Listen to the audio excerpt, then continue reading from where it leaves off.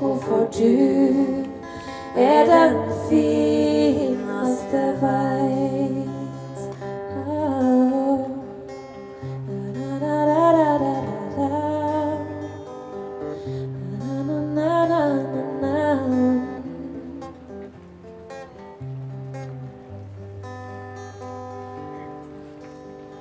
Hvor jeg hentet alt motet fra, kan ikke jeg forstå. Men en ting vet jeg klart og greit, at du den fineste vet. Og når dyna varmer kring oss på, vet du